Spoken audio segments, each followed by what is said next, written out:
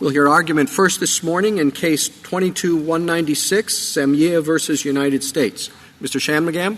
Thank you, Mr. Chief Justice, and may it please the Court. Over 50 years ago in Bruton versus United States, this Court held that the admission of a non-testifying defendant's confession that accuses another defendant in a joint trial violates the Confrontation Clause, even in the face of a limiting instruction, in light of the uniquely prejudicial effect that such a confession has on the jury.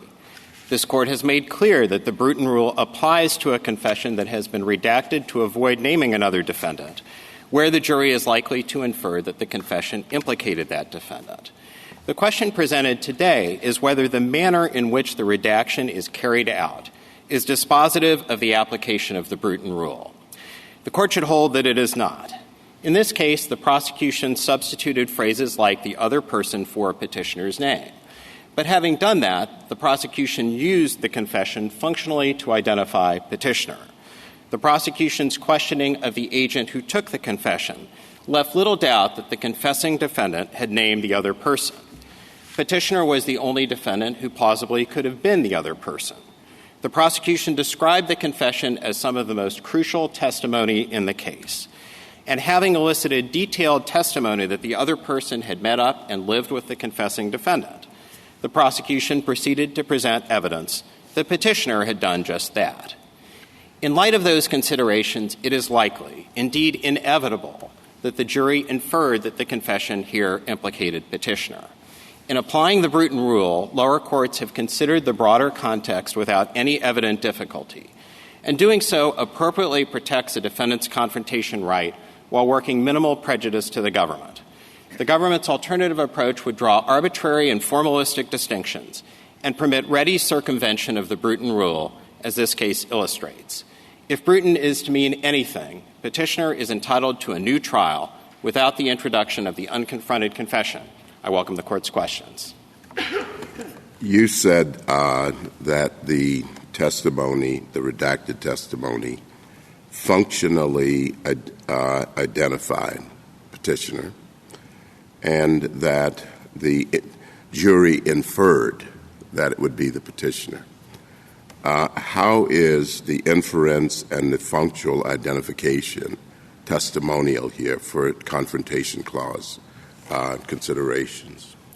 So I think we are all in agreement that the Confrontation Clause applies here such that if we were in an individual trial, Crawford would apply. And I would point in particular to this Court's decision in Melendez-Diaz, which made clear that for evidence to be testimonial, it need not be on its face directly accusatory against the defendant. This Court indicated that evidence that is hostile to a defendant's interests can qualify as evidence that is against the defendant.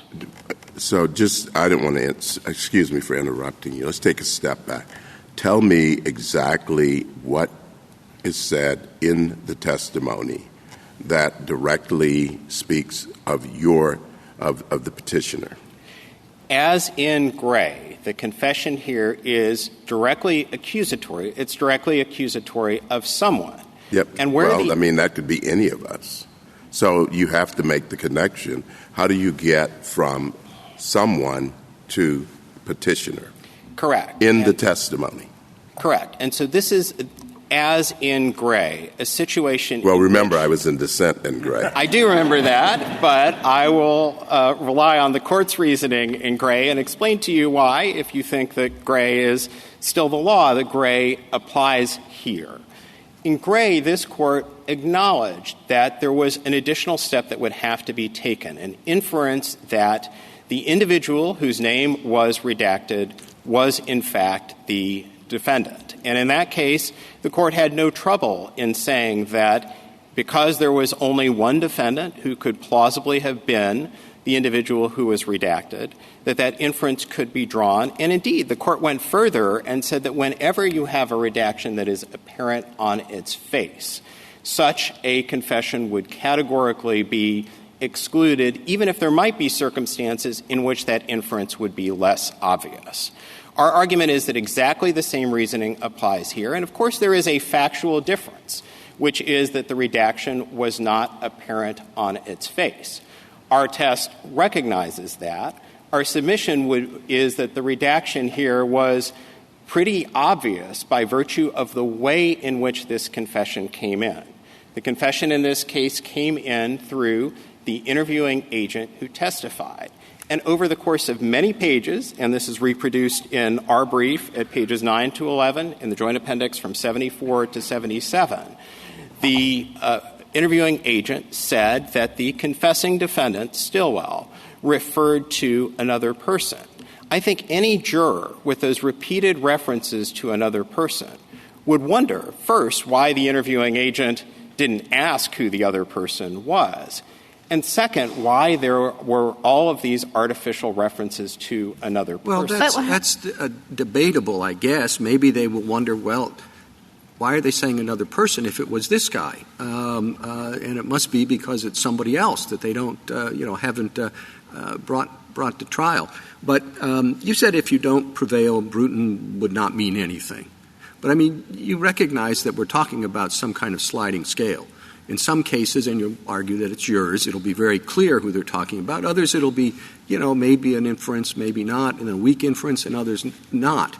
And if you accept that fact, then isn't it the question, to what extent does an instruction remove or at least minify the concerns you're raising? Yes, and our fundamental submission here, Mr. Chief Justice, is that where it is likely that the jury will draw the inference that the confession implicated the non-confessing defendant, then the concerns of Bruton apply with full force. And the Court is well familiar with what those concerns are. The concern that a jury, once it concludes that the non-confessing defendant was identified in the confession, will not be able to put that confession out of its mind even in the face of a limiting instruction. Now, I would grant you, Mr. Chief Justice, that there are going to be cases where that inference is stronger and cases where that inference is weaker. In our cert briefing and then in our merits briefing, we note that some 6 federal courts of appeals and, in addition, many state courts have applied the approach that we are advocating here, an approach that appropriately considers the surrounding context in determining how likely it is that the jury is going to draw that inference. Now, notably, many courts in applying that approach on particular facts have concluded that the confession can nevertheless still be admitted. And I would point— But would that be— At trial, in your introductory statement, you referred to the manner in which redaction was carried out. But my understanding is that at trial, the defense did not propose any alternative redaction. The position of the defense appears to have been that the confession could not be introduced at all, which meant that there had to be a separate trial. Is that correct? So my colleagues at trial argued that there should be severance in this case. The issue of the admissibility of the confession was considered, as it often is in this context, together with a motion to sever in limine. And, of course, the law in the Second Circuit, which we are challenging here today, is that this sort of redaction is sufficient, that it is sufficient to use a placeholder. Well, I asked you really a simple factual question. Did the defense propose any alternative way of redacting the confession? So the defense didn't, for the simple reason that under the governing law, this redaction was sufficient. Now, under the legal rule that we are advocating, now that we're before this Court— Well, I think you're dancing around this question. Do you now propose an alternative way in which the confession could have been redacted? So we do believe, as we say in our reply brief, that the confession here could have been redacted further. And because the confession came in— And did you preserve that argument at trial? I don't see that you preserved it. You wanted a separate trial, and I don't know why you won't admit it. That's your position. Well, I don't think it's a matter of so, first, Justice Alito, it's not a matter of preservation precisely because under our rule, the government, if this court were to adopt our rule, consistent with the rule applied by other circuits but not the Second Circuit, the government would have various options as to how to comply with that rule. Now, obviously, our preferred option, and now this is an academic point because, of course, if this court were to vacate, there would be a new trial. But our preferred option then, as now, would be to have an individual trial in which it is undisputed this confession could not come in. The redaction here seems to be almost exactly the same as the redaction that the court in Gray said should have been applied in that case. The court said, why could the witness, instead of saying delete it, why could the witness not, I'm quoting, why could the witness not instead have said, quote, question, who was in the group that beat Stacy? Answer, me and a few other guys. That's just what was done here. And, Justice Alito, the court said that in the context of addressing the argument that it would not be feasible to redact the confession further. The court certainly did not suggest that the mere use of placeholders would always avoid a confrontation clause violation. And I would grant that this court's decision in Gray effectively left that question open.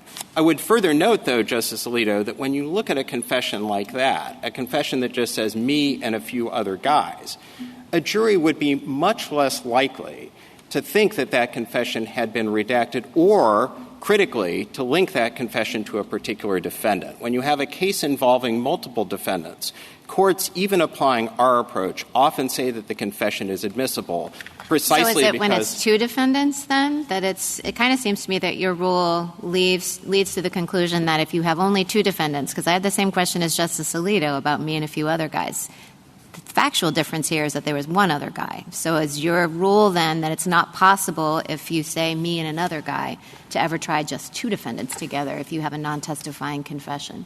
I think that it is one of the contextual factors, and when you look at what lower courts have done, I think lower courts have differentiated between cases where, for instance, you have a confession that refers to multiple people and there are multiple defendants on one end of the spectrum, and on the other end of the spectrum, a case like this where you refer to the other person and there's only one person who that could plausibly be. But Mr. Shamigam, in your reply brief when you were talking about how you could redact it further, I mean, I guess I'm kind of drilling down on Justice Alito's point here. It seems to me, without rewriting it to make it misleading so that there's no reference to there being another person in the car, you couldn't really. Because there's a difference between substitution through a placeholder and then just kind of rewriting it so it doesn't represent the same thing.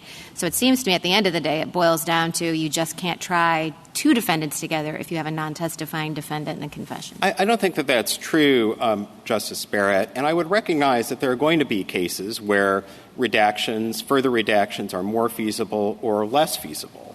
In this case, precisely because the confession came in through an interviewing agent, it was obviously not a verbatim account of the confession even to begin with. Well, but we do think— I want to pursue Justice Barrett's line of questioning just a little bit further because you do rewrite the confession in a way that refers to no other person at all.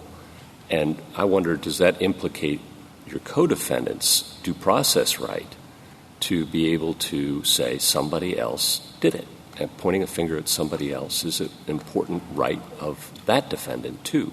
You would eliminate that. And so it does seem to me that that drives to just exactly what Justice Barrett's suggesting, that in order to balance the rights of both of these defendants, if there's only two, you're always going to have to sever. What's wrong with that? I think that there could be cases, and I believe the government cites one such lower court case in its brief, where the manner of redaction could affect the rights of the confessing defendant. And that could be where— No, how could you possibly redact when there's only one other person potentially involved?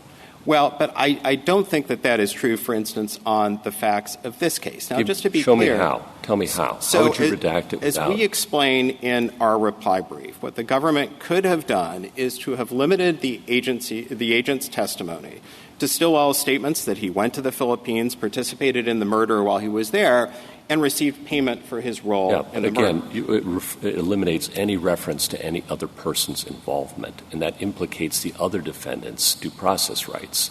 I'm going to just try one more time.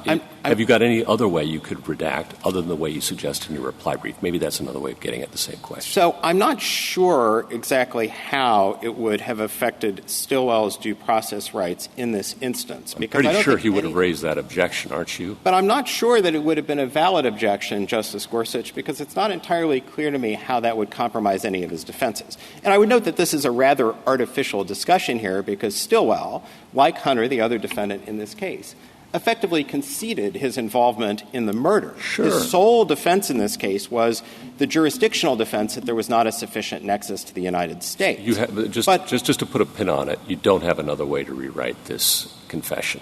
Well, it would be open to the government to come up with an alternative manner of redaction that does not make it likely that the jury would draw the inference that the other person is the non-confessing defendant.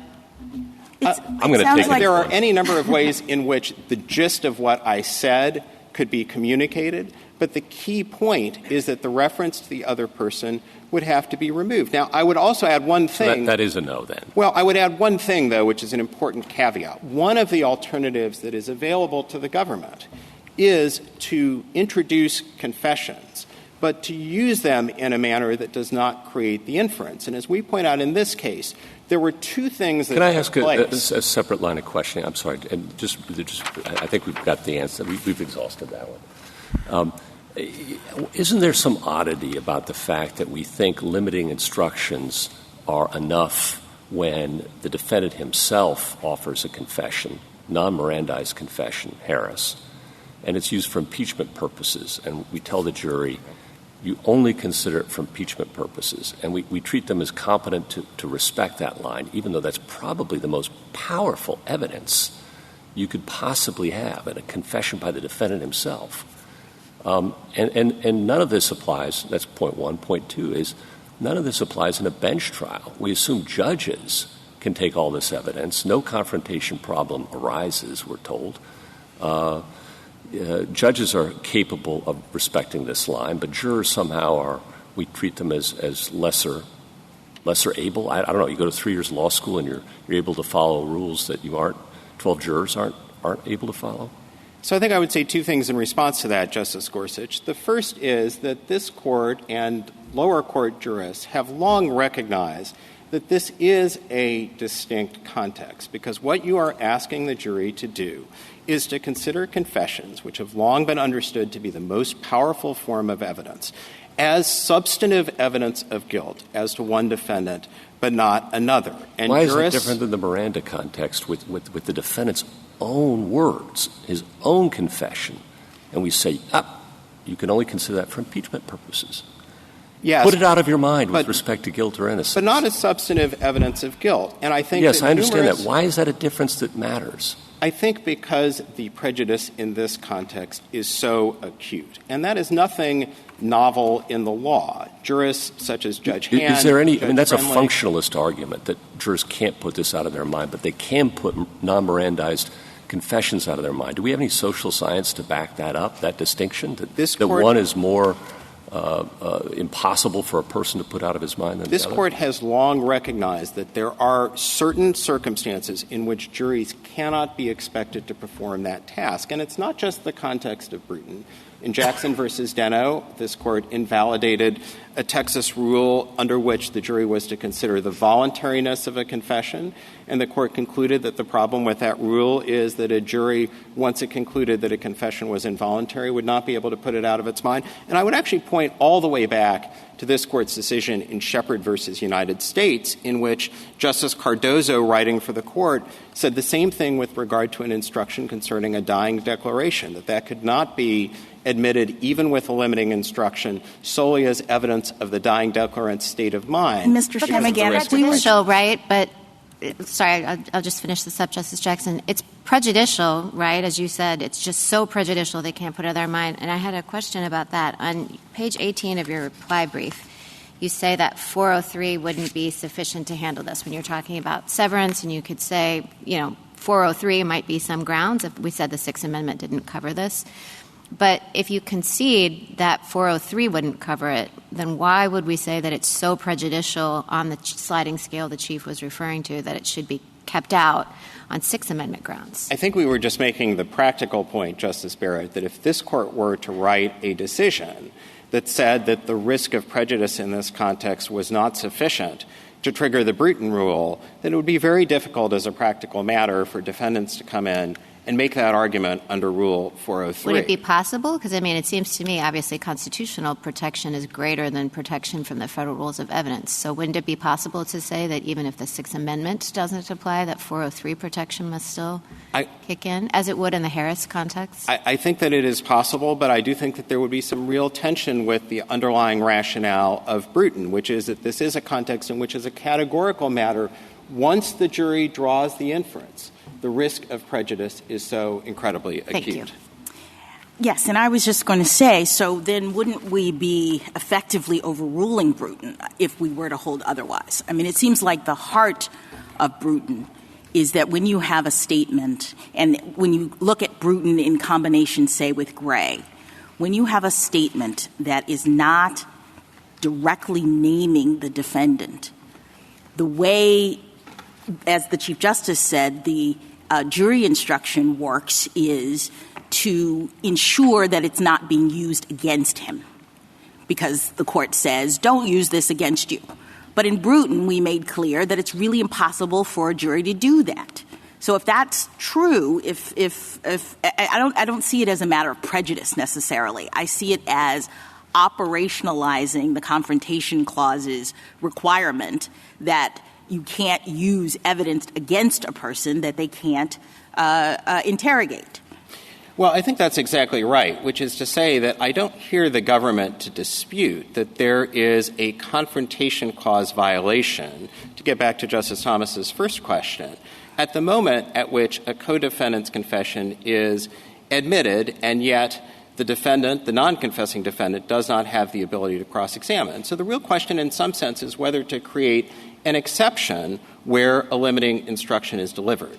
And I think that the fundamental problem with the government's proposed approach here is that I think it gives rise to the very risk of circumvention that this case well illustrates. This was a circumstance. Before you go on, I think that's really important, and I just want to understand. So you're saying we're in the world of exception because at the beginning, with respect to the Confrontation Clause, to the extent that a confession is being introduced, the defendant has a constitutional right to cross-examine the person who made that confession. But because the government made the choice to try these people together, there isn't that right. And the question is, can we use the confession under those circumstances? And this is an exception that would allow for the use. Is that what you're saying? And I would say three things in response to that. The first is that if one were minded to think about this as an originalist matter, I really do think that the government is approaching this as essentially an exception to the underlying Confrontation Clause right, and it is therefore incumbent on the government to point to some original evidence. The limiting instructions were viewed as sufficient to cure what would otherwise be a Confrontation Clause problem, and obviously there is no such evidence. And so that, in a way, maybe it doesn't, but I thought these questions about the extent to which you have to come up with some redaction language, and it's on you to figure out how to redact this confession, seems odd to me insofar as it is the government that is trying to get this evidence in. The defendant's position is sever the trials or don't introduce the evidence. So I don't see it as a situation in which the defendant has to offer to the court or anyone else language that would successfully allow for the evidence to be introduced against him. And that brings me to my second point, which also, I think, completes my answer to Justice Gorsuch's question. And that is that what makes this different from run-of-the-mill evidentiary context where you're talking about admitting evidence for one purpose but not another is that the government has alternative options. And obviously the most significant of those options is the ability to try the confessing defendant separately.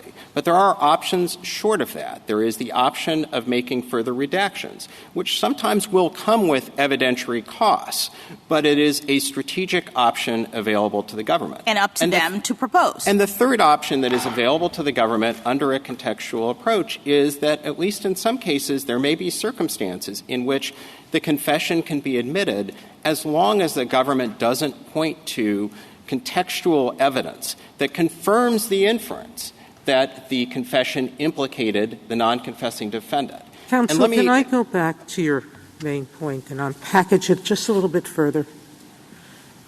We have no problem accepting that we can't have hearsay testimony establishing any fact in a trial, correct? Yes. Unless there's a well-established hearsay exception. The rule of Crawford. And that doesn't matter whether the statement implicates the defendant or not, meaning it doesn't have to say John Doe did X. If the government wanted to get in evidence about what color the light was at the time of the incident, it can't have a witness swear to it and somebody else come into the trial and testify about it. So they can't use, we think of confrontation as somebody saying he did it. That's not what the Confrontation Clause is about.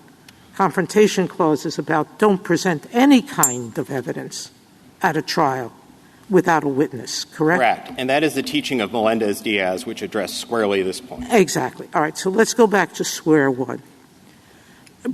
Crawford, our seminal case on testifying defendants, said you can't have admission of hearsay evidence at trial unless there was a well-established exception at the founding. Correct? Correct. And you were explaining to Justice Thomas that at the founding, there hardly were, if ever, any joint trials, correct? There were not many, certainly not so many as there are today. And in the ones there were, most defendants didn't have attorneys, correct? Correct. So they were basically testifying anyway. Correct. So the first time we're talking about a limiting instruction being an exception to the Confrontation Clause was not at the founding. Correct. And indeed, jury instructions as we know them today were not really a thing at the time of the founding either. Exactly. And so I think what we're left with is really the question of how to operationalize Bruton and what would constitute an administrative rule. How to operationalize Crawford, Bruton, and the accepted wisdom that a prosecutor can't use hearsay against a defendant. I think what some of my colleagues are – let me finish, okay, because I'm trying to get the concept out.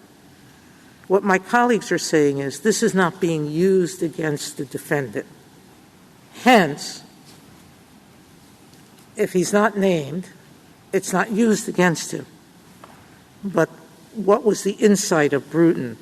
Now you can pick up where I've left. I answered that question. Yes, and I'll be brief. This Court crossed that bridge even in Richardson, where the Court acknowledged that there could be a Confrontation Clause problem even in the case of a statement that had been redacted to eliminate any reference to the non-confessing defendant, and that is consistent with Melendez-Diaz. Our fundamental submission to the Court today is that unless this Court wants to revisit Bruton, and we would submit that that would be profoundly wrong as an originalist matter, then the question becomes how to implement the Bruton rule in a way that respects the defendant's confrontation right. So now I thought there were two tests involved, the Second Circuit's four-corner test and the contextual test that the majority of Circuit 6 use and other states use. Correct. So let's narrow in on that question. Is it and try to sort of summarize why we should take one approach as opposed to another approach. And let me talk about our proposed approach, which is consistent with the approach. I don't want yours. I really don't want yours. I want a test that's simple enough to articulate. Yours is like multi-factored. I see it as three questions, and Justice Barrett kind of looked at it and saw the same thing, which is the 3 points are really the content of the redacted confession. Does it really take out a suggestion that it's this defendant in any way. The content of the indictment, what's the charge? Is it you and another person? And I think that's important. And the second is the number of the defendants. And that's what most of the courts are doing, correct? Yes, that's right. And I think that that's broadly consistent with our test. The only two things that we would add are the prosecution's use of the confession, and as we note, the prosecution here. My colleagues are so worried about that because they're afraid that you're going to have a mini-trial before the trial. Well, but I think that that is obviously something that is within the prosecution's control. And our fundamental submission is that however you characterize the exact list of factors that the lower courts have applied, the ones that you've identified are the ones that have been paramount, and in particular the number of defendants. Right. And that just Thank you, counsel. Justice Thomas? Would you have been satisfied if Stilwell had simply taken the stand?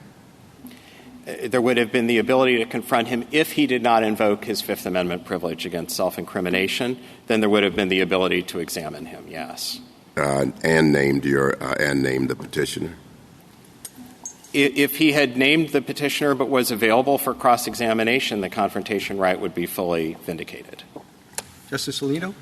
Mr. Shanmugam, my colleague's questions seem to me to have led you into deeper and deeper water, and I want to see whether you really want to go there. Do you want us to examine the question whether Bruton was consistent with the original meaning of the Sixth Amendment? Nobody is asking you to do that. My submission is simply that if you did, we believe that our interpretation would be more consistent with the evidence, certainly at the time of the founding, and even in the immediate aftermath of the founding. Do you want us to do that?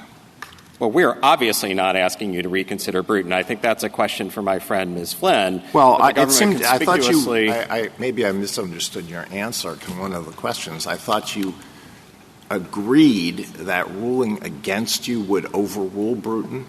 Did you agree to that? I think what I would say, consistent with what Justice Jackson suggested in her question, is that to adopt an approach like the government's would undo Bruton in practical effect. And those are not my words. Those are the words of Judge Easterbrook in his opinion for the Seventh Circuit in Hoover, highlighting a very similar situation to the situation. Do you think that Richardson overruled Bruton? No, certainly not, because Richardson, as this Court explained in Gray, simply recognized that in a circumstance in which a confession has been redacted to eliminate any accusation against another person, the Bruton rule falls out of the equation. And the mere fact that that confession could be evidence that is used against a defendant when linked with other evidence was not sufficient to trigger Bruton. We have no complaint with that rule, but we simply think that when you have a situation where you have a confession that is directly accusatory of someone, then you're in the world not of Richardson, but in the world of Gray. And it is the government that is asking this Court to draw an artificial distinction between a confession that says brackets the other person and a confession that simply says the other person. Didn't Justice Scalia's opinion for the Court in Richardson say that ordinarily a witness whose testimony is introduced at a joint trial is not considered to be a witness against a defendant if the jury is instructed to consider that testimony only against a co-defendant? So if that's the correct understanding of the Confrontation Clause, the question is not whether this case involves an exception to the Confrontation Clause, but whether it applies at all on the theory that the person who made the confession is not a witness within the meaning of the Sixth Amendment. So even Do you if disagree with that statement in Richardson? I think that the better way to understand it is the way that I suggested earlier, which is that the confrontation right is triggered. The Confrontation Clause problem exists at the point at which the defendant does not have the ability to confront the witness. And again, I think that it would be hard to understand Richardson as a case where, in the absence of a limiting instruction, there would still be no confrontation problem, particularly in the wake of this Court's decision in Crawford. Okay, one final question about Gray. Isn't it true that in Gray, the Court said, the inferences at issue here involve statements that, and I'm putting in an ellipsis here, a jury ordinarily could make immediately, even were the confession the very first item introduced at trial. That seems to be a pretty clear rule, and it wouldn't help you here. What do you make of that? That was just an offhand remark we shouldn't pay any attention to? No, I think that actually does help us here for the simple reason that all of the considerations that we've discussed, including the considerations that I discussed in my earlier colloquy with Justice Sotomayor, are structural considerations of the sort that a court can comfortably consider in limine. The only potential exception to that is the trial evidence, which was significant in this case because the trial evidence corroborated the other details in the witness's statement, namely that my client petitioner met up and lived with the confessing defendant in the Philippines. And as we point out, as long as this court limits that consideration to the evidence that the government intends to put on in its case in chief, it addresses the concern in Richardson that evidence that comes in after the fact obviously could not be taken into account in an in limine determination, and lower courts have had no problem administering this standard. Thank you. Justice Sotomayor? No, thank you. Justice Kagan? I'd also like to ask you about Richardson, Mr. Shamagam. I think you characterized the holding of Richardson completely accurately, but there is a good deal of language in Richardson which suggests, I would say, some skepticism about contextual approaches and about the need to show evidentiary linkages. And your approach is a contextual approach. I mean, there's no doubt about that. So, and some of your amici actually suggest more bright-line approaches to the problem. So I guess what I would like you to speak about for a bit is why a contextual approach? How does that fit with Richardson? How are you going to make it work? Sure. So Richardson, first and foremost, obviously predated this Court's decision in Gray. In Richardson, the Court specifically left open the question that this Court decided in Gray. And, of course, in Gray itself, the Court adopted an approach that requires some consideration of evidence because, after all, in order to make the determination that a redacted confession identifies a defendant, an inference has to be drawn. And even the government recognizes that in cases involving, for instance, nicknames, you're going to have to look to the trial evidence to determine whether or not that nickname implicates a particular defendant. I guess what I would say in terms of the administration of this, and I would point the Court in particular to the NAFD amicus brief, which is all about this, is that we've now had 25 years of experience since Gray. And almost instantly, once Gray was decided, courts of appeals and state courts started wrestling with exactly the question presented here, because taking this Court's cue that further redactions could be feasible, of course, prosecutors started doing that. And I think lower courts have really had no difficulty. There's no evidence. The government doesn't point to any cases where lower courts say this is a mess. This needs to be cleaned up. If they had, we might have pointed to that in our cert petition. Quite to the contrary, lower courts have had no difficulty applying the rule and, parenthetically, in applying the rule sometimes in a way that favors the government. And I would point in particular to the Straker case from the D.C. Circuit, which was a case in which the government prevailed because of the large number of defendants involved. And I would note that the number of defendants is an important consideration, and the second most important consideration is the manner in which the confession comes in. And I think you could have a confession that contains a passing reference to a few other guys on one end of the spectrum, and a confession like this one, on the other hand, where you had references to another person over many, many pages. And I think the more you have those references, the more details you have about what the other person did, which belies the government's weak suggestion that the jury could conclude that the defendant was somehow protecting another individual, the more the jury is going to draw the inference that a redaction has taken place here. And so I don't think that lower courts have had any difficulty applying this approach. It simply requires trial judges to do what they do every day, which is to apply common sense to determine whether the confession, in fact, even as redacted, functionally identifies the non-confessing defendant. Justice Gorsuch? Justice Kavanaugh? Just reading Gray itself and staying within Gray, its concern seems to be the obvious blanks or indication of redaction, and that's it on pages 196 and 197 of Gray. Why isn't that the best way to read Gray?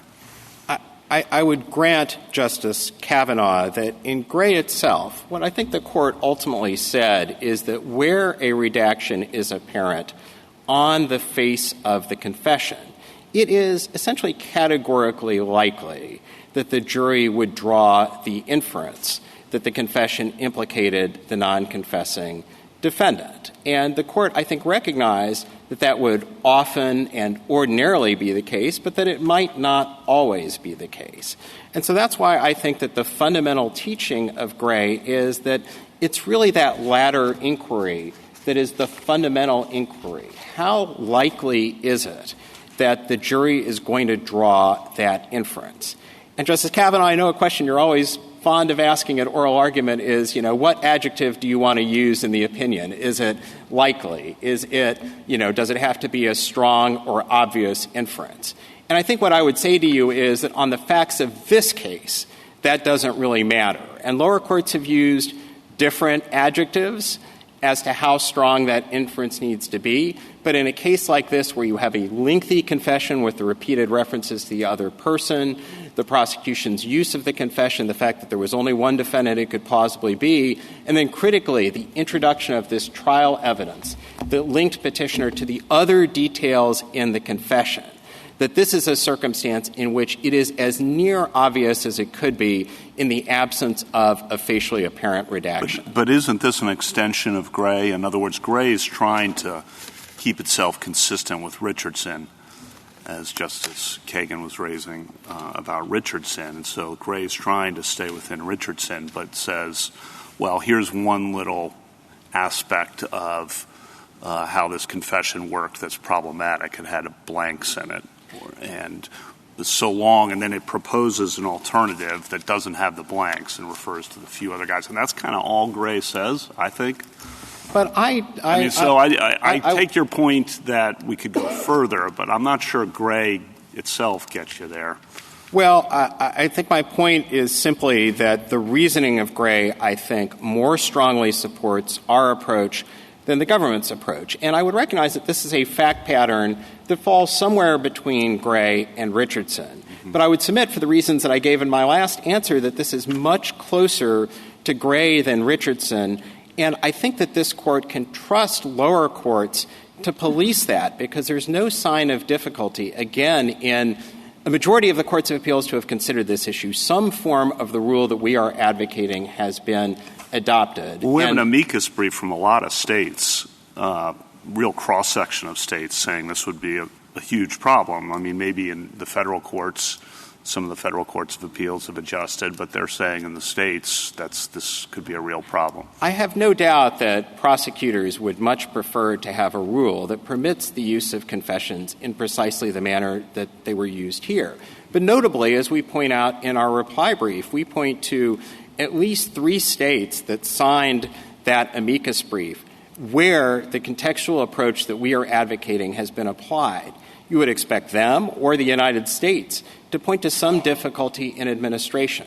But quite to the contrary, courts have applied this approach. They have applied it overwhelmingly in the in limine context when they are considering the issue of suppression together with the issue of severance. And again, they've had no difficulty doing it. The government has often prevailed. And there will be cases in which there is harmless error after the fact. Okay. Thank you. Justice Barrett? Question about history. So I agree with you that the history that you and the government have cited is not from the founding era, and so I don't think it's determinative of the question. And I understand one reason for that, and you were pointing this out to Justice Sotomayor, is that jury instructions weren't a thing at the time. But I just want to clarify, even if there were no cases that were talking about redaction, were there cases at the time where they just admitted it without redacting it, kind of on the theory that this wasn't a Confrontation Clause violation?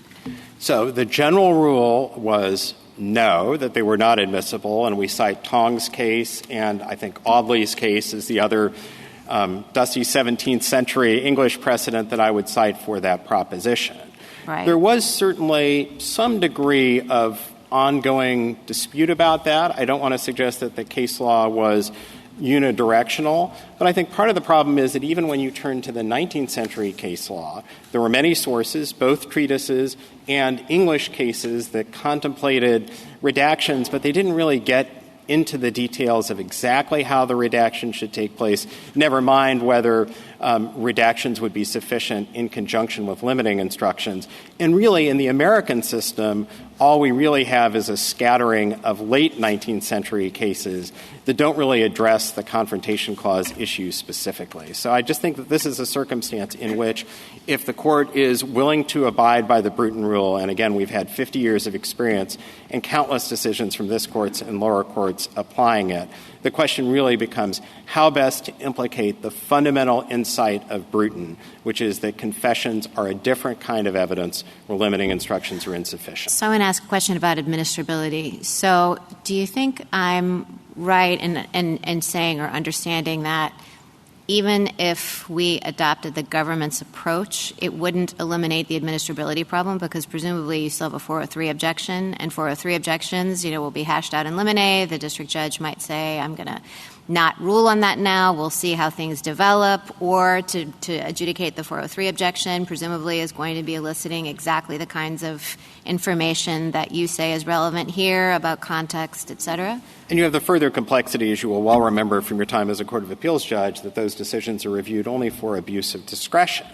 And so I would say that... Well, right. I'm not asking... I think you're sliding into how much protection it gives the defendant because the Sixth Amendment has a more exacting standard of review, whereas obviously 403 being it's an abuse of discretion standard. But I'm asking about admissibility. Well, and I was just making that point in conjunction with the fact that for purposes of the development of the law, the abuse of discretion standard is a complicating factor. But above and beyond that, I think I would submit, and you're going to be hearing from Ms. Flynn presently, so she can elaborate on this, the government's test here is not a terribly clear test. I think that what the government itself acknowledges is that there will be circumstances in which certain types of identification, the use of nicknames, the use of, quote, close physical descriptions will be sufficient to come within the scope of the rule. And further, that in making the determination about whether that's enough for an identification, you have to look to evidence because there can be cases where there are disputes about whether a defendant goes under a particular nickname. So I think that there are going to be admissibility concerns regardless. Our submission is simply that there's no evidence that our predominant approach has caused those concerns. Justice Jackson? So can I just have you give us your ask as cleanly as possible? Because you say that the lower courts have no problem, that they seem to be doing it fine, but you're the petitioner here. And so I guess you're saying that the Second Circuit's Four Corners rule is erroneous and that all we would need to say is something about don't just look at the face of the confession. Courts can also consider the rest of the evidence at trial and the inferences that a jury could draw as they ordinarily do in these other places. Is that what you're asking us to hold? So our fundamental ask for the court is that the court should hold, and we would submit that this is entirely consistent with the line of cases leading up to Gray, that the fundamental question is whether it is likely that the jury would infer that a redacted confession identified the non-confessing defendant as an accomplice. And in making that determination, a court can consider both structural and evidentiary factors. And the factors that we emphasize, and I do think this is consistent with what Justice Sotomayor was suggesting, were first, the number of defendants, second, the confession itself and the manner in which the confession was presented, third, the prosecution's use of the confession. Those are the structural considerations. And then fourth, the presentation of evidence, not generically evidence of the defendant's guilt, but evidence that specifically links the defendant to details in the confession. So here, the evidence that petitioner met up with and lived with Stillwell, of course, having testified that the other person did those things. And I would submit that all of that is consistent with what the lower courts have been doing, again, without any difficulties in administration. One final thing, with respect to the government's options. At one point you said this is not going to be a terrible problem for the government because they have several options. And I got two of them, and I think I got the third, but I just wanted to be clear on it. You said the government could not introduce the statement. This is the confrontation clause problem. They could not introduce the statement. That's one. They could not try these people together and introduce the statement only in the confessing defendant's trial. That's two.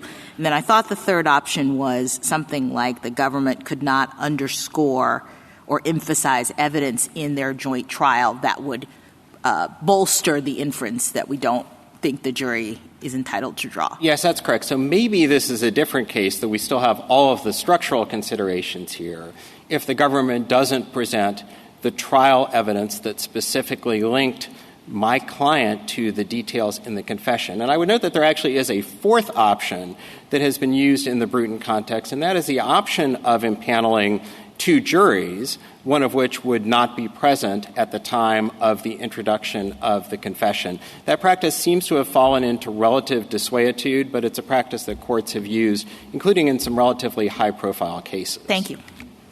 Thank you, counsel. Thank you. Ms. Flynn? Mr. Chief Justice, and may it please the Court. If the jury is instructed not to consider a piece of evidence against a criminal defendant, and the jury follows that instruction, then there is no confrontation clause problem. This follows from the bedrock principle underlying all jury trials in our legal system.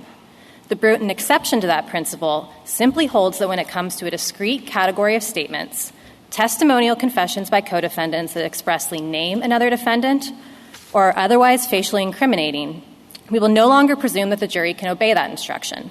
But this Court has taken care to treat the Bruton exception as narrow, and it has repeatedly declined to extend it. The Court should decline petitioner's request here, too. First, confessions that replace a defendant's name with a natural-sounding noun or pronoun do not give rise to an overwhelming probability of juror disobedience. As this Court already reasoned in Richardson and reaffirmed in Gray, confessions that incriminate another defendant only inferentially, through potential connections to other evidence at trial, do not qualify for Bruton's prophylactic treatment. In fact, as has been discussed this morning already, this Court already approved of a confession like this in Gray, one that was modified there to refer to other guys who also committed the crime alongside the confessing defendant. And petitioner's surrounding context test gives rise to the same practical problems this Court already identified in Richardson and deemed intolerable. Pretrial discovery proceedings, the risk of appellate reversals under a totality of the circumstances standard, and the reality that, to avoid these problems, prosecutors will often be forced to forego confessions or joint trials. As this Court has put it, that price is too high.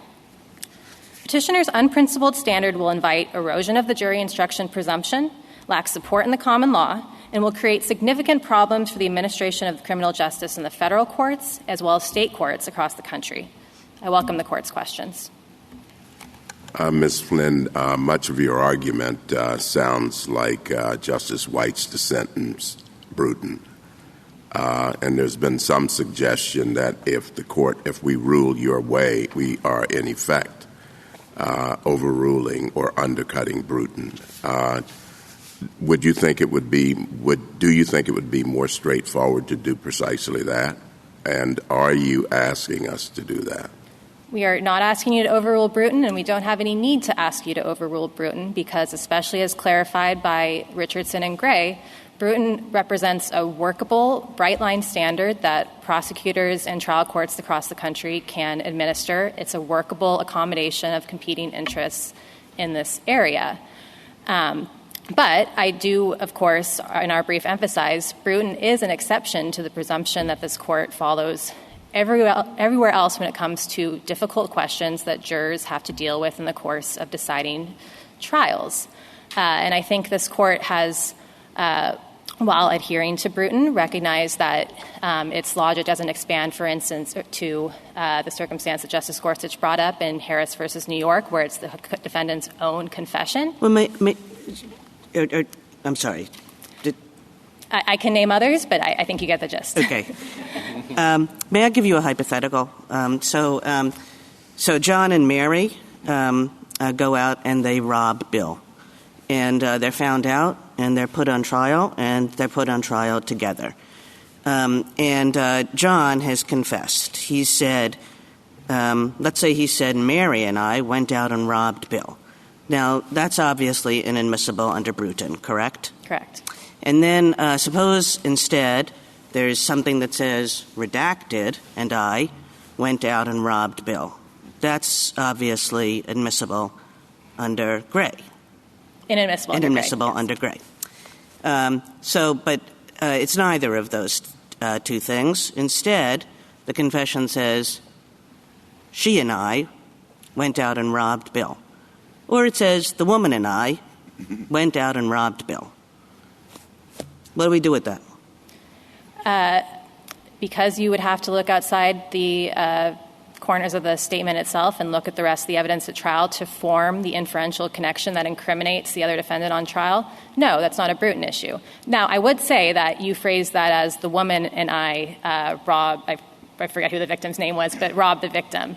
That could well be a circumstance where the trial court, in ruling in a presumptive severance motion, could decide that further redactions ought to be made as part of its authority to craft a non-severance remedy, but we don't think it's a constitutional violation. Yeah, you're saying that, well, look, the court could try to do something about that, suggests what the issue is, right? Is that in the hypothetical I gave you, and it's a stylized one, for sure it is, but it's just as good to say the woman and I went out and robbed Bill as it is to say Mary, the person sitting on my left, went out and robbed Bill in that case, right? It does the same thing. It identifies the person.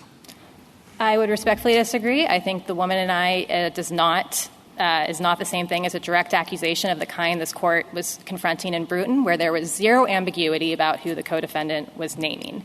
And that is what the court sort of honed in on as the triggering condition for this very unique rule, where we're not going to assume that the limiting instruction can do the work to keep the jury from thinking about what this piece of evidence means for others. I think Gray is just against you there, right? Gray says you can't do redacted and I went out and robbed Bill. And then Gray talks about why that is. And it says, look, we know that Richardson talked about inferences, but there are different kinds of inferences.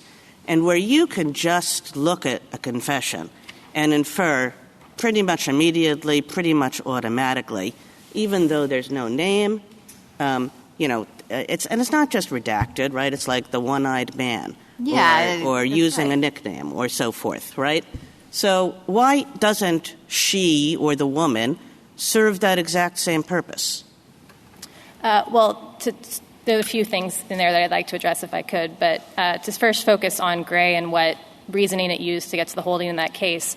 Of course, I will grant that Gray said that some inferences are the kind of inference that we think can create a Bruton problem. But the court was very careful to say we're not talking here about the kind of inference where you have to look at the rest of the trial evidence. It's just the difference between I am looking at this redacted statement where there is zero ambiguity that this has been changed. It says redacted, blank, blank. And the juror just has to make an inference of what's the reason for that. And the Gray court said the juror can just look up across the courtroom and see the defendant there, and in most circumstances, the juror will immediately draw that connection. But that's not the same. Why isn't the same connection when it's somebody or another person or she? Because the jurors can't be expected to follow limiting instructions with respect to delete. Why can they be expected to follow limiting instructions when it comes to somebody else, and somebody else still? Because for the same reasoning that this court used in Richardson in explaining why... Well, Richardson had a footnote, 5 maybe, I don't remember, right, that said that there's no somebody else referred to anywhere in the confession.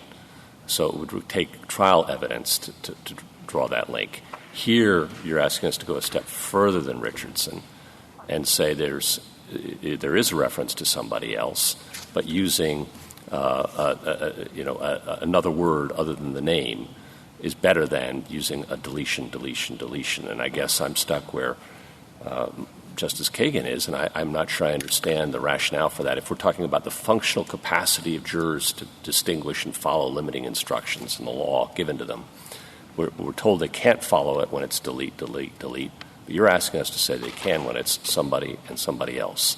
And I guess I'm just stuck. Right, and I would point you to page 208 of Richardson and also the footnote on that page of the opinion where the court said, we fully grant that this confession could have been incriminating or would have been incriminating if the jury disregarded its instruction. But the point at which it would have become incriminating would be if the jury matched up what was in the confession with what else they heard in trial.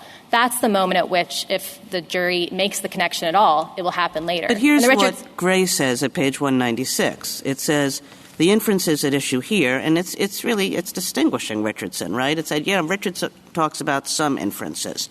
But it says the inferences at issue here involve statements that, despite redaction, obviously refer directly to someone, often obviously the defendant, and which involve inferences that a jury ordinarily could make immediately, even were the confession the very first item introduced at trial.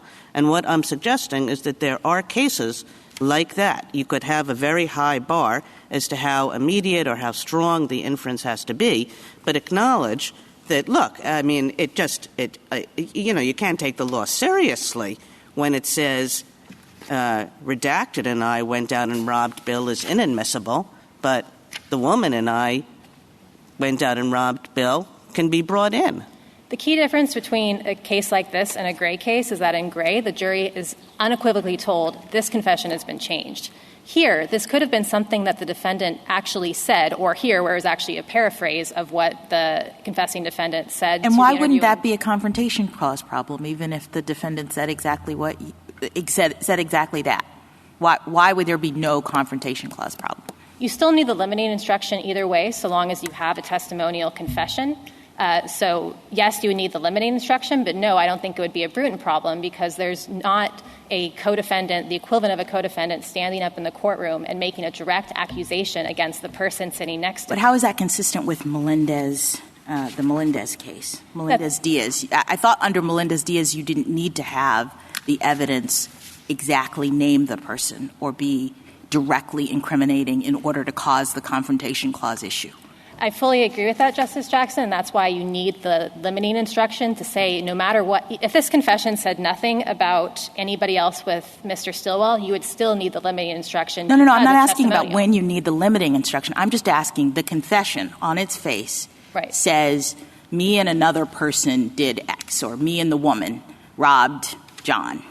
Doesn't say her name. Yes. I thought under Melendez-Diaz it would still cause a confrontation problem, setting aside how we cure it with a limiting instruction or not, because to the extent that the government introduced it against the defendant, it itself did not need to be directly incriminating. But if we're not introducing it against the defendant, then there's no confrontation clause problem. What we're talking about with Bruton cases, and Bruton itself even says, if evidence is introduced in a joint trial just against the confessing defendant and not against the other one, and there's a limiting instruction telling the jury this is only evidence as to that defendant, not the other, and the jury follows that instruction, there's no confrontation clause problem because it's as if the evidence never came into the other person's trial in the first place. What Bruton says is that sometimes, in certain narrow circumstances, or at least is clarified by its later decisions, we don't trust juries to follow that limiting instruction, and it's as if the limiting instruction has been knocked out of the case. Right, and so Justice Kagan asked, why isn't this one of those times? Right, and if I could try to finish my answer about why Gray is different.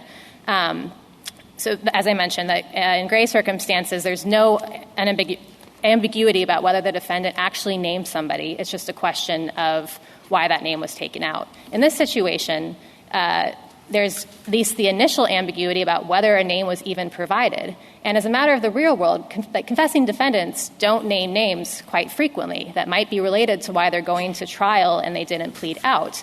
And so if we agree that if no accusation was in fact made by a confessing defendant, where they just referred, for instance, they said something like, I killed her, but somebody else helped me.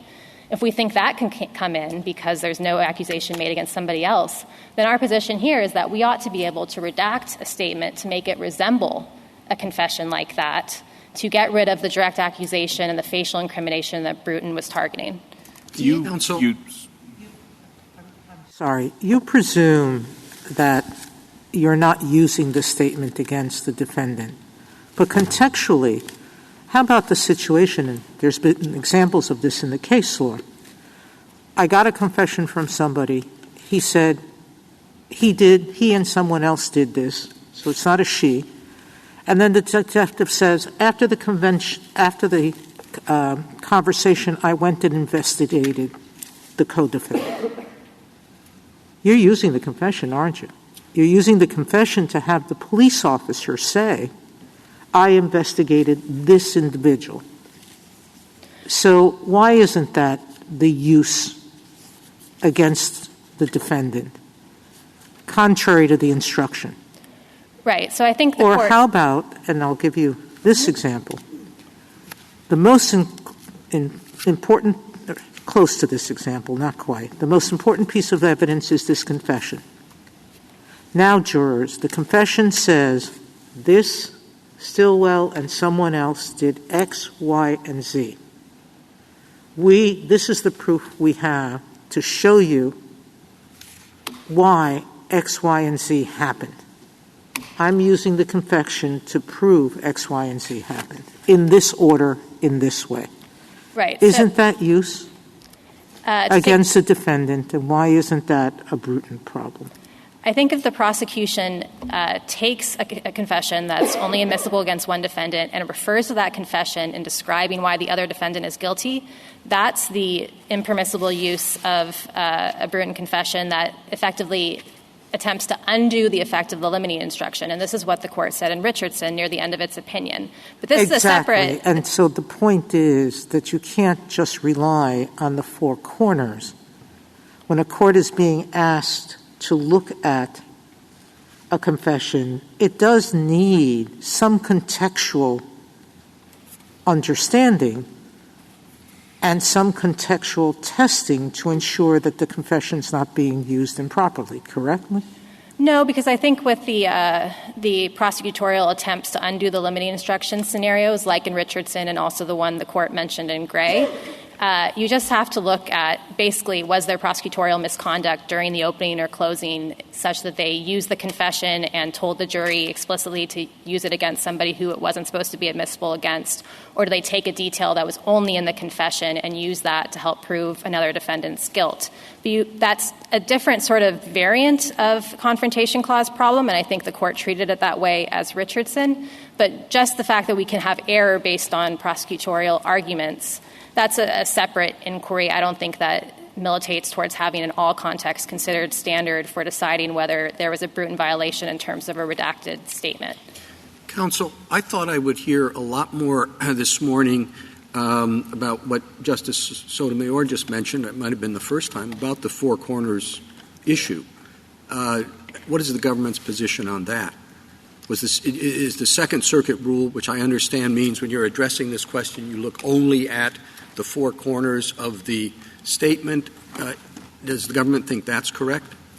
We think the standard is what this court said in Gray, which is a standard or a statement that's facially incriminating. So yes, in the vast majority of circumstances, that's the four corners of the statement. I mean, we have not disputed in prior cases, and we're not disputing here, that things like nicknames, functional equivalents of a name, count. But that's partly because this court's also looked at the practical ramifications of what comes within the Bruton rule. And we think lower courts have never had a problem with making sure to redact things like nicknames or initials or something like that. And I don't think it follows from, the concession we've made as to that inch that you should go to the full mile too. That's just bring in all of the context and make an after-the-fact inquiry on appeal about was there maybe. Well, that's right. Violation. I didn't understand the rule simply to be, you can say this is his nickname. I thought it meant you get into the whole point about, well, depending upon the rest of the evidence, it could be read this way, but if you look at this, it could be read the other way. I mean, is that not that's not how the Second Circuit applies the four corners rule? I don't understand the Second Circuit to have a different rule about nicknames, but it's also possible that these cases just don't come up because there's never any problem in identifying a nickname in a redacted confession, and courts will readily instruct the government to take that out, not allow the government to put it in. And that can all be done, if not under a Bruton constitutional rule, as just part of the Rule 14 severance inquiry, which we submit as the better way to think about a lot of these questions, because in that context and with rules of evidence and rules of criminal procedure generally, you give more leeway to the states as well to figure out their solutions to these problems to balance the competing interests. Can I ask a question about our precedent? It seems like Bruton adopted a rule. Richardson certainly didn't want to expand that and drew a line rejecting contextual implication and drew that line. And then Gray seemed not to love the line that Richardson drew, but said, well, if you use redacted, that's going to give an implication, and we're not going to call that contextual implication. We're going to say that's the same thing as the name itself. Trying to make sense of all those lines is a little difficult, I think, and apply it. And I'm wondering, what do you think the point of Bruton is, and why isn't the point of Bruton implicated here? As I mentioned earlier, I think that the core triggering condition that the court was worried about in Bruton was an unambiguous, direct accusation from a co-defendant against another person sitting next to them in the courtroom that couldn't be cross-examined, and when it came to a testimonial statement. And that's also the phrase that the court used in Gray to say what kind of statements they were bringing within the Bruton rule, but only slightly expanding it. The court continued to use the phrase facially incriminating, which it took from Richardson. The Gray court continued to say directly accusatory, not indirectly accusatory by way of connection to things that the jury heard elsewhere at trial. To sort of double back a little bit to the beginning of Your Honor's question, I think there's plenty in Gray, even beyond that fully accords the line that this court drew in Richardson. So Gray also takes care to say all of the practical effects that the court was worried about in Richardson, those won't be implicated by the rule we're drawing here today about redacted, and blank, blank. It said that's easily identifiable before trial and fixable, similar to the way that nicknames are. It's not going to cause mistrials. It's not going to cause unpredictable appeals.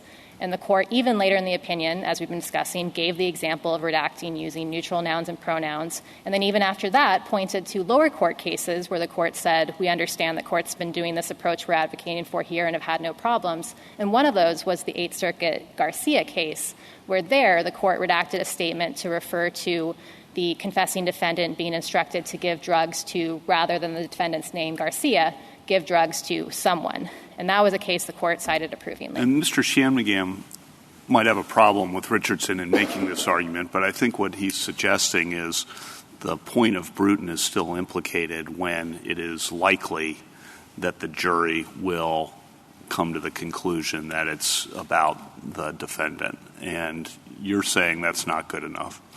No, because I think Richardson says even if it's possible for jurors to draw connections, and in some cases it might be a very straightforward connection, because we trust limiting instructions almost invariably in all circumstances, we can trust them again when there is sort of an inflection point or a gate point where the jury isn't being told instantaneously the other defendant did it, but is just being told a piece of ambiguous information and later has to form that realization. How can you say that about Richardson when Richardson involved a confession that didn't implicate the involvement of anyone else? It's the whole point of Richardson. You're taking Richardson far beyond its footnote and far beyond its facts. I, of course, agree that the actual facts in Richardson, which the court, I think, mentioned twice, were that in that particular confession, the mention of the third party being there was able to be taken out entirely. But the logic the court used, and this is the split it granted cert to resolve, was about this contextual implication doctrine that lower courts were using, or what was also called the evidentiary linkage doctrine, where they would look at greater context to decide whether an inference could be made. Ms. Flynn, you're right that there's language in Richardson about inferences, no question. But, here's the holding of Richardson, right? The confrontation clause isn't violated by the admission of a non-testifying co-defendant's confession with a proper limiting instruction when, as here, the confession is redacted to eliminate not only the defendant's name, but any reference to his or her existence. That's the holding of Richardson. There is no reference in the confession to the existence of the defendant. And yet, it turned out that there were other things that the jury could link up, this piece of testimony and that piece of testimony, and all of a sudden, it was like, oh, he must have been involved in that thing that the confession was talking about too. But this was a confession that gave you nothing to identify, to target, or so on. And that is really far removed from the kinds of confessions that would fall within your rule. I disagree because in either case, the incrimination only arises later after the jury instruction can intervene and stop the jury from starting down that path of even thinking about what this confession or what the details in the confession mean as to somebody else. And again, in the circumstance here, the confession or the jury could well reason that no accusation was made, and this is just how Mr. Stillwell, the kind of answers that he gave to the interrogating officers. The other thing I'd say about the actual holding of Gray, of course, there's the footnote, and of course it was about an existence, but if all that Richardson stood for was that confessions that don't refer to the existence of another person, if that is all that the court took from it, then I think Gray could have been a very short opinion. There is no dispute in that case that the redacted confession still referred to the existence of other people. But that wasn't I agree with you that Gray took seriously the language of Richardson as to inferences. But it took it seriously, and then it said there are inferences and there are inferences. And Gray again said, don't take that like gospel. There are inferences and there are inferences. And when you have an inference that the jury can very easily, and the bar should be high, but very easily and indeed, possibly at the very moment that the confession is introduced, that the jury just says, well, she is obviously the person sitting next to him at the defense table. When you have something like that, you can't be faithful to Bruton or Gray or even Richardson if you allow that confession to come in. But I guess I would say to that is that Gray took pains to say the kind of inference there is one that arises instantly without the jurors having to know anything else about the government's case. Here, petitioner's whole argument is based on knowing the other details of the crime that would match up with the details that were in the redacted confession.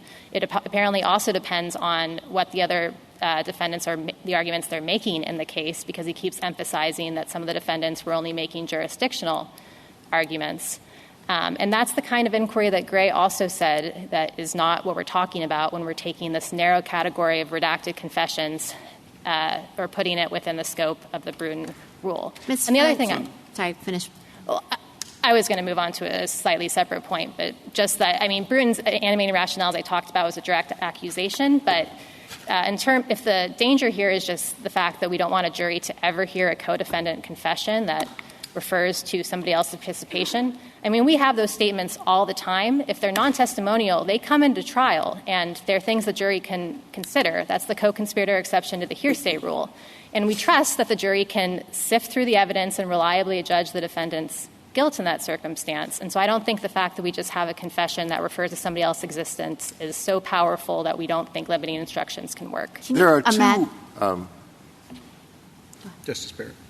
Can you imagine any circumstances in which there would be Bruton violations left? Because it seems to me that on the government's understanding of the doctrine, it was like, well, Bruton said it can't be blatant. Then, Richardson said it's not a problem if we can dispute the scope of Richardson, but if the name is not there. Gray said, well, come on, you can't say redacted, deleted. And now if the case goes your way, all, lower courts know that all you have to do is say someone, she, or he, and it won't be a problem, and then you can fix every co-defendant statement to not be a problem. Is that right? I think that the Rule 14 severance inquiry can play a role here. Courts can require further redactions or perhaps get rid of details that they don't think the government needs to have in light of the competing interests in the case and the prejudice to the defendant. So I don't think we'll be in a world where every confession... matter. Yeah, I think you can take these common sense considerations into account, but trial courts who are in the best position to weigh those... In the same way as you would under 403, right? Yes, exactly. And I think with both those determinations, yes, there's an abuse of discretion standard on appeal, but that's for a good reason, because we trust the district court or the trial court in the state systems to be to be closest to all of the facts, all of the context, what's going on in the case, and to make judgment calls that we're not going to open up to relitigation on appeal where, defense attorneys can just fly-spec the record and say, well, there was that mention of this detail, which on top of that other mention of this detail could... But, I guess I hear what you're saying is that all of this would now be litigated through the severance, reviewing whether the trial court abused its discretion in refusing to grant severance, but there would be no more real Bruton violations because everybody would know what to do going forward, which is really narrowing Bruton down. I think that's how, we can talk about what the state of play is with respect to the circuits. I very much disagree with my friend's account of what the actual rule is in the majority of circuits. But yes, I think if Bruton has bright-line rules that everybody can identify pre-trial and fix, that's a virtue, especially when we've had other cases from this court saying that, for instance, codefendant confessions can come in even when they have a name so long as they're offered for a different purpose. I think keeping Bruton narrow is consistent with this court's cases. Isn't it true that there are two analytically pure, conceptually pure ways in which the fundamental issue here could be addressed? One, but they both have their practical problems. One is to say, as was previously the rule, that if the jury is instructed to consider it only against the person who confessed, that cures the problem. The other is to recognize that this issue is never going to arise unless there is some risk or some reason to fear that the confession is going to be held by the jury against the non-testifying co-defendant because they just can't put that out of their minds. It's not realistic to expect them to do that. So those are, if you take either of those positions, you've got a clear rationale. But the court has not done that. It has drawn lines between these two poles. And so it may be artificial to expect that when you draw that line, it's always going to be able to say, why did you draw it there? Because the rationale could push you further or it could push you back. So there hasn't been that much discussion here today about why both of those, the rejection of both of those, is based on essentially practical concerns. Because one it was found in Bruton and Gray to present too much of a risk for the defendant, and the other, I think, leads you to the conclusion you just can't have joint trials whenever this issue pops up. So why draw the line? And unless we're going to go to one extreme or the other, there's got to be a line. It's not going to be it's not going to be able to defend it on, say this is obviously exactly the right place. Why should the line be drawn where you think it should be drawn? Well, I do think a big part of the analysis is what you were alluding to, is the workability of any line that allows you to start taking context into account. And, of course, I will grant there will be hypotheticals where sometimes that context is readily easier for jurors to perhaps make that connection if they disregard the instruction than others.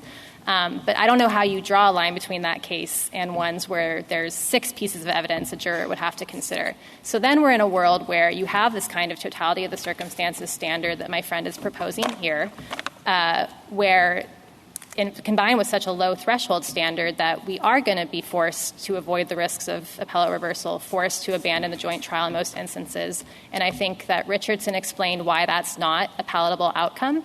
I think Gray made sure to hew that same line, and I believe the amicus brief by other states was already brought up here today, but the states are concerned about that same world in which the criminal justice system and the interests, which are important interests not just to prosecutors but also to witnesses, to courts, and to defendants, all that is sacrificed to get rid of joint trials whenever we have, for instance, a 2-defendant trial with a confession. Thank you, counsel. Justice Thomas? Justice Alito? Justice Sotomayor? You're not asking us to overrule Bruton, Gray, or Richardson, correct? No, we're not asking you to overrule any of those. And so whatever Justice Alito thinks the line should have been originally, we take the line as it exists, correct? Of course. And Gray basically set a line different than Richardson, correct? It said that you couldn't take Richardson's point about inferences at face value. Went on for a page and a half explaining why, correct? Gray distinguished the kind of inferences, but the inference it was discussing there was the inference from, I know this confession has been changed, to what is the reason? And that's not what we're talking about in this case. Well, I appreciate that. But the point is that the Second Circuit Four Corners approach was before Gray, correct? And it's not revisited post-Gray. It has more recent precedents applying the same approach, but it has not dealt with Gray directly. I think the Second Circuit is taking this court at its word about neutral redactions like other guys or someone and adhering to Gray. But you do admit that some contextual reasoning like the one-eyed man or an alias can't be looked at. I think the jury could probably just see the one-eyed man. I think that's slightly different. But I will, yes, we have not disputed nicknames, but I think trying to draw a line around nicknames or aliases doesn't take you to the point we're at today. And also, this is just not a nickname alter ego case. Justice Kagan? I had a question for you, but now I'm sort of intrigued. Do you think the one-eyed man confession can come in? Sorry, no. I just mean that is facial because it's a connection. The jury doesn't have to hear the trial evidence to try to piece up a physical description with the person sitting in the courtroom. I see. Okay. You talked a lot about administrability, and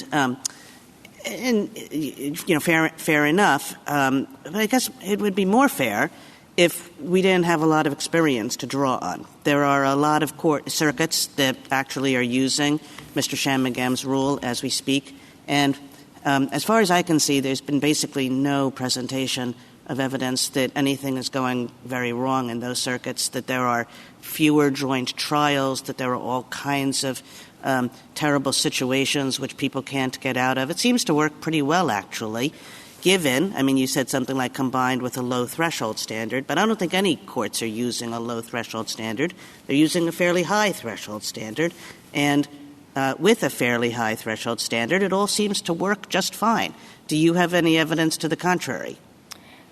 So first, what I'd say is that no court is using as low of a standard as I think you suggested as what petitioner is offering here.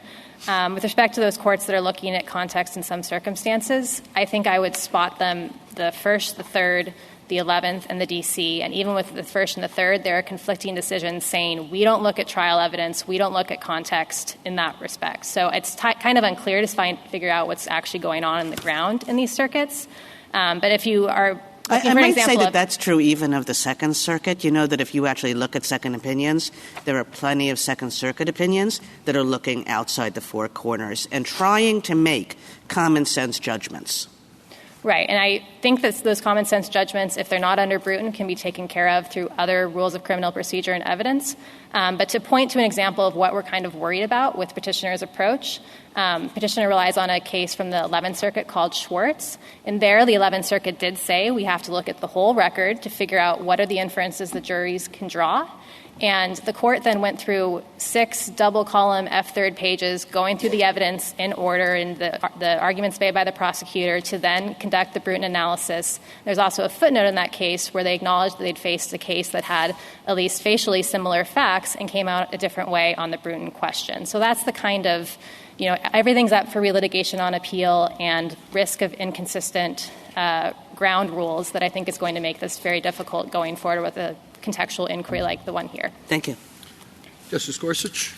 Justice Kavanaugh? Most of the states haven't been doing anything like what petitioner says here. Is that your understanding of the state court situation? We haven't seen a comprehensive survey of all of the states, but no, our understanding is not that the majority rule is to look at context, and certainly not the way that petitioner is offering here. And I just want to look at Gray again, and Gray and Richardson, and try to parse this. If we're going to try to give credence to both cases, as Justice Sotomayor rightly says. So at the top of 196, Gray says, Richardson's inferences involve statements that did not refer directly to the defendant himself and which became incriminating only when linked with evidence introduced later at trial. Okay, so then it goes on and says, Gray goes on to say, here's how we're going to distinguish Richardson. At least I read these as the 2 key sentences. The inferences at issue here involve statements that, despite redaction, obviously refer directly to someone, often obviously the defendant, and which involve inferences that a jury ordinarily could make immediately, even were the confession the very first item introduced at trial. Moreover, the redacted confession with the blank prominent on its face, in Richardson's words, facially incriminates the codefendant. So I guess in reading that, it seems like Gray itself doesn't, those two sentences in Gray itself, I think, make clear that you can't make the kind of contextual inference that that petitioner is talking about here. At least that's how I read it. I'm curious, is that a correct way to read those two sentences, or what am I missing? I fully agree with your reading of those two sentences, and that's how that is the basis for our position that Gray did not cut back on Richardson's discussion about contextual implication or the need to, or how inferences that depend on linkage to other evidence at trial are outside of Bruton. Justice I'll Barrett? leave it there.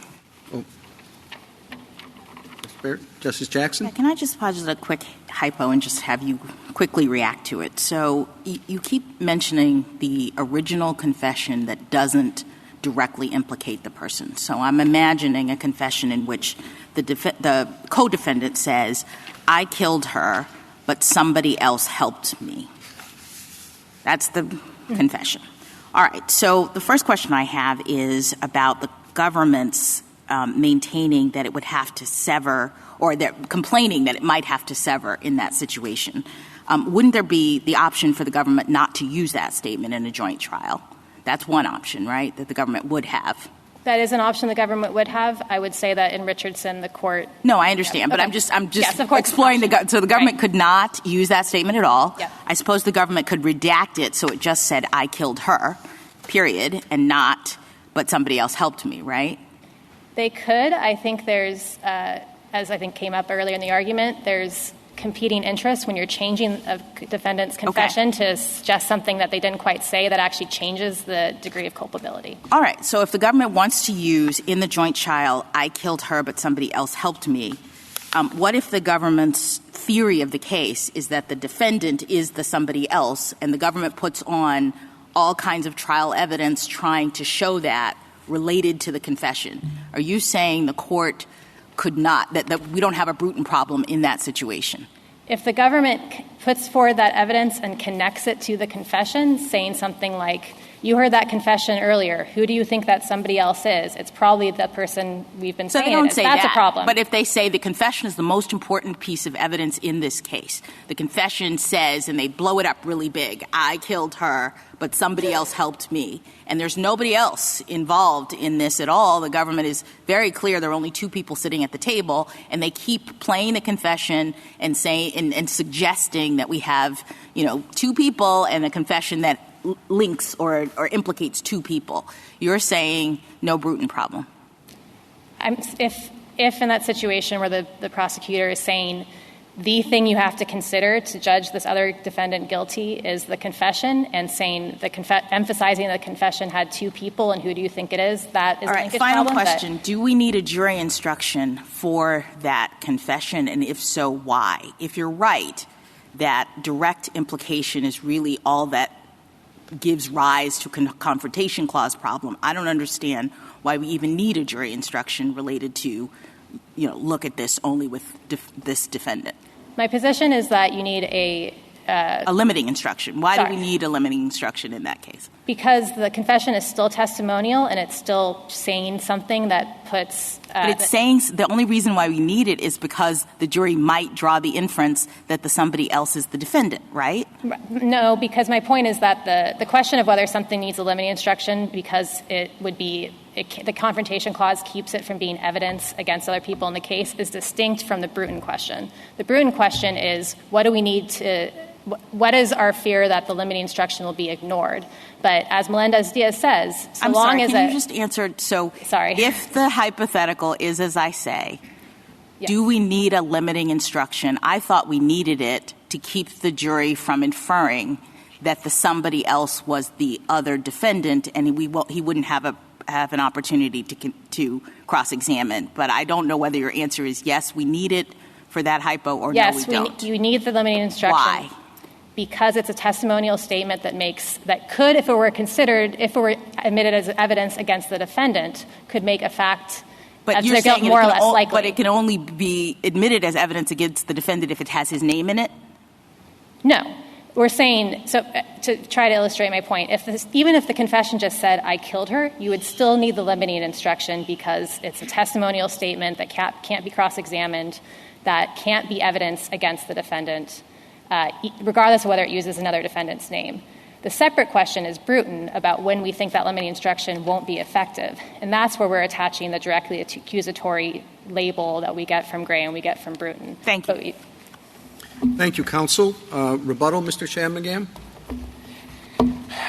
Let's start with the government's approach. Ms. Flynn says this morning that the government's approach is a four corners rule in the vast majority of cases. But that rule, it seems to me, suffers from two problems. The first is that it's arbitrary because there will be circumstances in which a confession that uses a placeholder will actually create a much stronger inference that the confession implicated the non-confessing defendant than a confession using brackets. Take the example, for instance, of a confession that uses brackets, but in a case involving multiple defendants. But not only is it arbitrary, I would submit that it is difficult to administer, and Ms. Flynn's answers to Justice Kagan's hypothetical well illustrate why. In the John and Mary hypothetical, the government seems to take the position that the woman and I robbed Bill would be admissible. I take it that the government's position would be that if the confession instead said, my girlfriend and I robbed Bill, that would not be admissible because that would be an identification. What about a confession that says, my friend M and I robbed Bill, the theory being that John had multiple friends named M? Who knows? The one-eyed man is an identification. What about the person who has a tattoo of a green Jayhawk, but it's on his back, where you need to have evidence that he had such a tattoo? And so the government's rule doesn't have the benefit of clarity that the government suggests. Now, what about our approach? Other than faulting Judge Choflat for writing a lengthy opinion, the government doesn't really identify any problems in application with our rule. And we would submit that it's the rule of 6 circuits, but whether it's 6 circuits or 4, it's the rule in many states. We cite 3 in our reply brief. I can assure the Court that there are many more. The government doesn't cite any difficulties in administration. And this case well illustrates the problem with the delta between our respective positions. I would really urge the Court to reread the confession in this case and to put itself in the position of a reasonable juror. A reasonable juror would surely wonder why the interviewing agent here didn't ask the question, who is this other person who you keep talking about? And if the individual had in fact referred to the other person, either the agent would have asked that question, which would have provided clarity one way or the other, or defense counsel, equipped with a copy of the prior statement under Jenks, would have asked as the first question, did you ask who this person was? And if the answer is no, that would obviate the Bruton problem. But obviously defense counsel could not have done that here. And then finally, the point of Bruton, which Justice Kavanaugh asked about. The point of Bruton is, as this Court said in Bruton, that co-defendant confessions are devastating, and that by virtue of that devastating prejudice, there is, in the words of the Court, a substantial risk that a jury will consider the co-defendant's confession despite a limiting instruction. And not just a majority of the Court in Bruton, but jurists from Justice Frankfurter to Judge Hand to Judge Friendly to Judge Garth in one of the leading post-Gray opinions to Judge Easterbrook have all recognized that this is one of the circumstances in which juries cannot be expected to perform the task of considering evidence as substantive evidence of guilt as to one defendant but not another. I'm minded of a familiar phrase from a Fifth Circuit opinion, the exact provenance of which is unclear. If you throw a skunk in the jury box, you can't instruct the jurors not to smell it. And I would submit that this is a case in which the government not only threw a skunk into the jury box, but pointed to it repeatedly, and the jury could hardly be expected to ignore it. And the government's approach here would bless that conduct, and it would really contravene the first principle of the law, which is common sense. Trial judges are well equipped to apply common sense, to make common sense judgments about whether a particular confession in fact identifies a non-confessing defendant. And again, to revert to the words of Judge Easterbrook, if this Court were to adopt the government's rule, it really would undo the Bruton rule in practical effect. And so we ask the court to vacate the judgment of the Second Circuit and to give petitioner the opportunity to have a new trial free of this unconfronted confession. Thank you. Thank you, counsel. The case is submitted.